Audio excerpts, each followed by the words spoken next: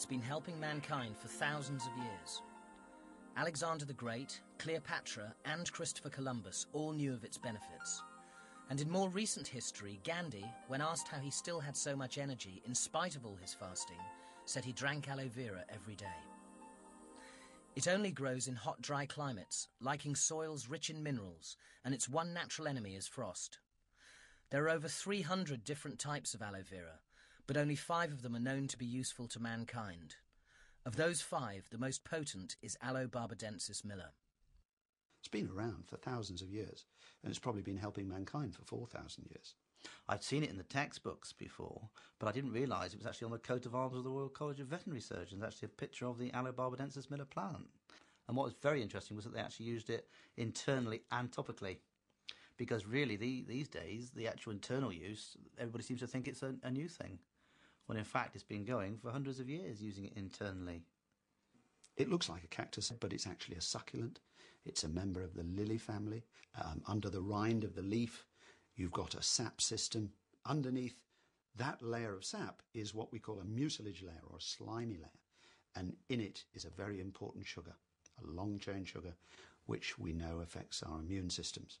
And right in the middle is the inner core or gel, which is the water storage organ of the plant, but where it also keeps its vitamins and minerals. There are at least 75 vitamins, minerals. There are saponins, which are soapy substances. There are enzymes which help your digestion or are anti-inflammatory. There are 2 different groups of enzymes.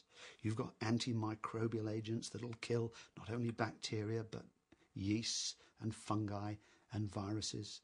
The action of the whole is far greater than the individual actions of the groups of substances. They sort of enhance each other.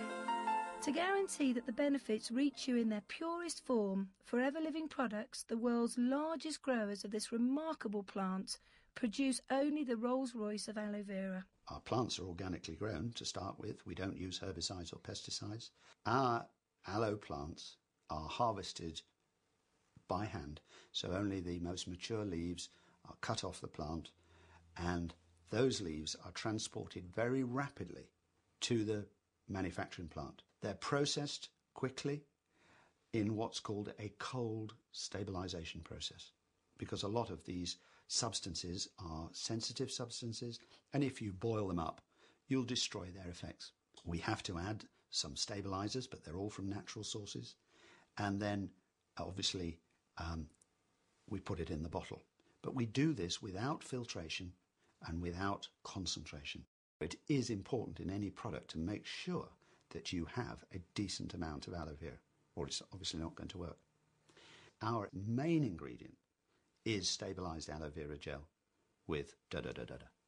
You go into some shops and it's da-da-da-da-da with aloe vera, but a tiny amount. In fact, such a small amount as to make me cast doubt on its efficacy. After 2 years of research at Oxford University into the properties and uses of aloe, Dr. Peter Atherton is one of the world's acknowledged experts. The areas in which it works, I believe, are fundamentally only 2. One is what we call epithelial tissue, anatomically, which for most people, it's best to think of it as surfaces and membranes. So your biggest epithelium is your skin. But of course, as the skin goes into the mouth, it changes and becomes a mucous membrane, which lines the sinuses, the back of your nose, the throat, then goes down the gullet, lines the stomach and the small bowel, the large bowel, comes out and becomes skin again. It lines the genital tract and it lines the lungs, the bronchi. So if you could think of aloe vera working wherever there is damage to surfaces and membranes. And the second area, due to this long-chain polysaccharide sugar, which was in that slimy bit in the leaf, is it works on the immune system as what we call an immunomodulator, which means it's a balancer. In some circumstances, it seems to enhance the immune response, but in other circumstances where the immune response is already too much, it will slow it down.